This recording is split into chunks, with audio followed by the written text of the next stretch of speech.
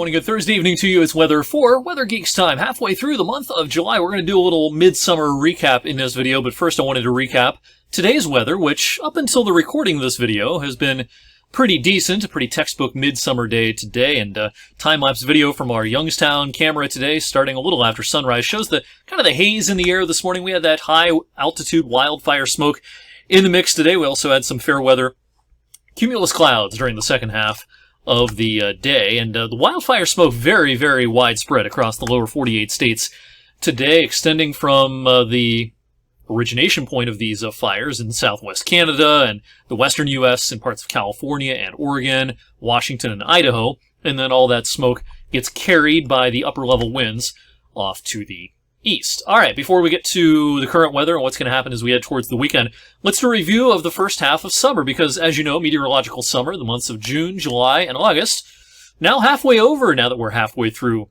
July, and here's just a quick and dirty recap of where we've been so far. Now, it's been a somewhat warmer than average summer, but temperatures have not been a big story this summer. Most people perceive this summer to be, well, pretty hot and humid, right? Well, the humidity part, right on, but the hot part, well, maybe not so much. A couple of degrees above average so far is where we stand temperature-wise. Nothing all that significant. But it's been very humid. In fact, June was the most humid June we've had since the late 1940s, and that trend has continued into July. And with all the water vapor in the air, with these high humidity values and high dew points, the temperatures do not fall much at night. So we've had some very warm nights compared to the average so far this summer. And since June 1st, 23 of 45 days have featured measurable precipitation at the Youngstown Warren Airport in Vienna.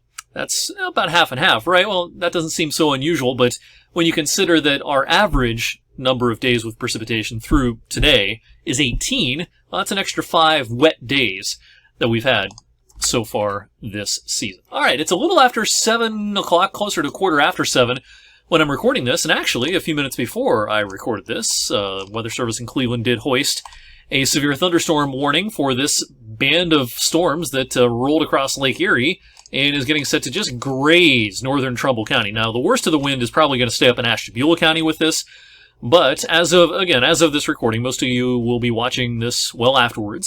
There was a severe thunderstorm warning until 7:45 for the far northern reaches of Trumbull. We'll see if this also clips the northern part of Mercer County before the 7 and 8 o'clock hours are through. We also had one Lone Ranger down here coming out of Mount Vernon and crossing into New Philly along I-77, and this is mostly going to be a miss to the south in our area. Maybe we just get grazed by this in East Liverpool. All this is kind of part of a complex weather setup for the next few days. Basically, a front is just stalling across a lot of the Great Lakes and the Midwest, and with this front in the vicinity, yeah, it's going to be a pretty active period, it looks like, for our Friday night, and into parts of Saturday as well. Now, behind this front, up in the upper Midwest, this is where the refreshing air is. Minneapolis, dew point 49. Doesn't that sound amazing? This air mass is very, very slowly going to make some progress to the south and east as we head into the weekend. And while we won't see dew points like that around here, we'll see a subtle decrease in the humidity by the end of the weekend. In the meantime, tomorrow, a pretty active day. The Storm Prediction Center, with their midday update today, did include just about all of Ohio and western Pennsylvania in the low-end risk of severe weather on Friday, with the risk being damaging winds when we talk about severe weather. 1 on a 1 to 5 scale. So not a super high risk, but it's going to be possible, just like we've seen a few times lately, that we get some strong gusty winds in any storm that gets particularly feisty tomorrow afternoon. Perhaps of greater concern for a lot of our areas, kind of a medium risk of flash flooding tomorrow. Any thunderstorm tomorrow could once again be a very efficient rain producer. Again, we've seen this a few times lately, so in addition to that outside chance of strong winds, a somewhat higher risk of just getting too much rain at one time, and that can lead to some street and highway flooding and flooding in areas of poor drainage. So we're highlighted in that medium risk in all of northern Ohio and northwest PA tomorrow. The highest risk for flash flooding shifts to the east on Saturday, but it's still something we can't rule out with any feistier shower or storm at the start of the weekend on Saturday. All right, so tomorrow we may see a shower in the morning hours, but the more active period will be midday and especially into the afternoon.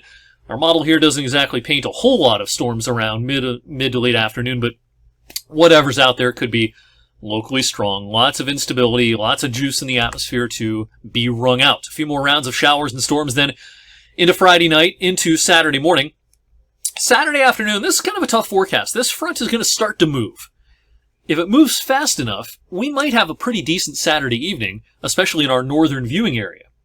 If it's a few hours slower, we're going to hold on to that chance for showers and storms through at least Saturday evening, and maybe even into parts of the overnight. So stay tuned on that. But I would prepare for active weather Saturday morning, most of Saturday afternoon. Maybe if we get lucky, we can salvage a good chunk of Saturday evening. Then on Sunday, it looks like the front now is going to settle far enough to our south and east that we can pretty much eliminate most chances for rain from our forecast for Sunday. Maybe a stray shower early, especially south and east of Youngstown, but no severe weather threat on Sunday, and I do think the afternoon will feature a subtle decrease in those dew points. So hourly rain chances. Don't forget you can get this information anytime on the Storm Tracker 21 app. Tap on hourly down at the bottom. Tap on daily to get even more detail on the forecast for any day that you're interested in.